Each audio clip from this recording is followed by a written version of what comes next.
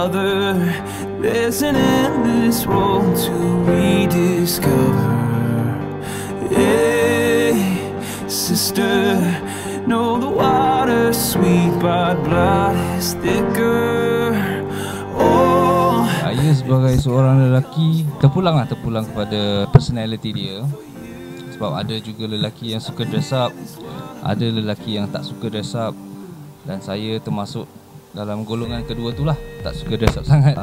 Saya lebih kepada jeans dengan t-shirt itu sajalah. Hey, sister, do you still believe in love? I wonder. Oh, if the sky comes falling down. Cuma satu yang paling penting bagi saya, kebersihan diri sendiri lah, self hygiene.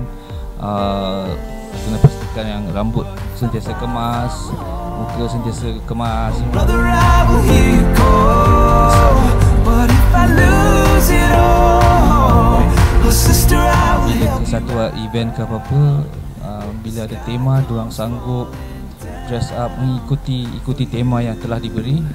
Tapi pada Aaron, sebab saya tak suka colourful sangat, more tu macam hitam, putih, biru and grey. So kalau dah 4 warna macam tu, so quite boring lah. So itulah, pada saya pulang kepada individu lelaki itu.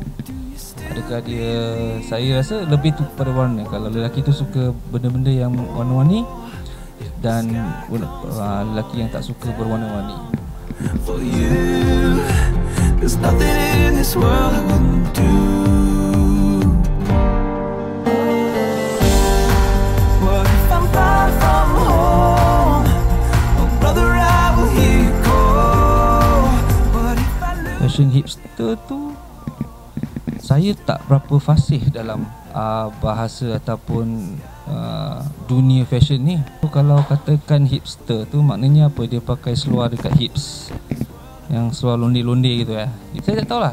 Pada saya is how you carry yourself. Awak boleh jadi hipster ke, awak boleh jadi rocker ke, penampilan diri anda, anda pandai bawa diri, anda pandai bergaul dengan orang, mungkin senang diterima. Walaupun berapa pelik pakaian anda, orang tak akan mengata apa-apa lah. Hey brother, do you still believe in one another? Hey sister, do you still believe in love? Saya out trend, bukan in trend. Sebab saya tak pernah trend. Trending kat Twitter ada, tapi in trend fashion tak tahu. Memang hancai. Sebab shopping semua isteri saya buat, baju semua sponsor yang bagi. So saya memang, kalau ajak saya pergi beli barang, mesti baju yang boring, hijau, hitam, biru, hitam, biru, hitam, biru. Entah, itulah saya punya. Itu menunjukkan yang diri saya quite simple guy. Saya tak suka terlalu gah macam tu.